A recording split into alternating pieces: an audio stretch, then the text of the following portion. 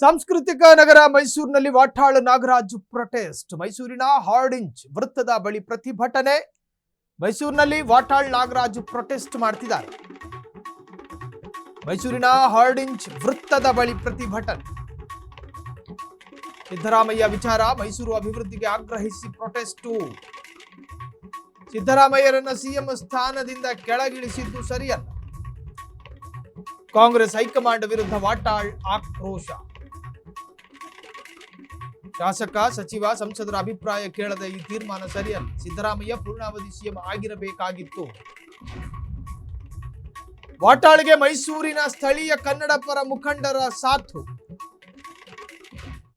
ಸಿದ್ದರಾಮಯ್ಯರು ಸ್ಥಾನದಿಂದ ಕೆಳ ಇಳಿದಾಯ್ತು. ಡಿಕೆ ಶಿವಕುಮಾರ್ ಸಿಎಂ ಆಗಾಯ್ತು. ಒಂದಷ್ಟು ಜನ ಮಿನಿಸ್ಟ್ರು ಆಗಾಯ್ತು.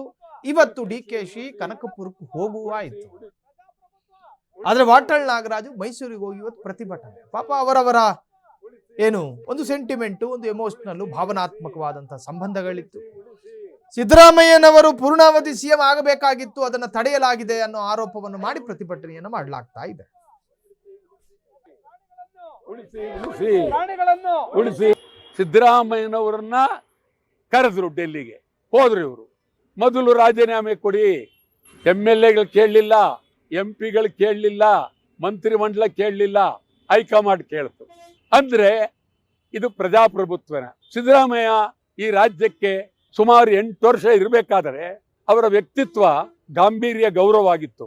ಇತ್ತೀಚೆಗಂತೂ ಒಂದು ರೀತಿ ಸಂತ, ಯಾರೋ ಸ್ವಾಮಿ ಸಂತರ ತರ ಬಹಳ ಗೌರವವಾಗಿ ಗಂಭೀರವಾಗಿ ಎಲ್ಲರ ಜೊತೆಯಲ್ಲೂ ನಡ್ಕೊಂಡ್ರು. ಆದರೆ ಅವರನ್ನ ನೀವು ಕಳಿಸಿದಂಥ ಮಾರ್ಗ ಇದೆಯಲ್ಲ, ಖಂಡಿತವಾಗಿ ಇಡೀ ದೇಶದ ಎಲ್ಲ ಪ್ರಜಾಪ್ರಭುತ್ವವಾದಿಗಳು ಖಂಡನೆ ಮಾಡಬೇಕಾಗುತ್ತೆ. ನಾನು ಬಹಳ ಅನ್ಕೊಂಡಿದ್ದೆ, ಸಿದ್ದರಾಮಯ್ಯನವರು ಹೊರಗಡೆ ಬಂದ ತಕ್ಷಣ, ರಾಜೀನಾಮೆ ಕೊಟ್ಟ ತಕ್ಷಣ ಇಡೀ ರಾಜ್ಯದಲ್ಲಿ ಕೂಗ್ತೀರಿ, ಬರ್ತೀರಿ ಅಂತ ಅನ್ಕೊಂಡಿದ್ದೆ. ಬರ್ಲಿಲ್ಲ ನೀವು. ಬಹಳ ನೋವು. 8 ವರ್ಷ ಮುಖ್ಯಮಂತ್ರಿ ಆಗಿದ್ದಂತ ವ್ಯಕ್ತಿಯನ್ನ ಹೊರಗಡೆ ಹಾಕಿದ್ರು. ಸಂವಿಧಾನಬದ್ಧವಾಗಿ ನೀವು ನಡ್ಕೊಳ್ಳದೆ ಒಬ್ಬ ಮುಖ್ಯಮಂತ್ರಿ ಆದಂತ ಅವರನ್ನ ಕತ್ತಿಡಿದು ನೂಕಿದ್ರಿ.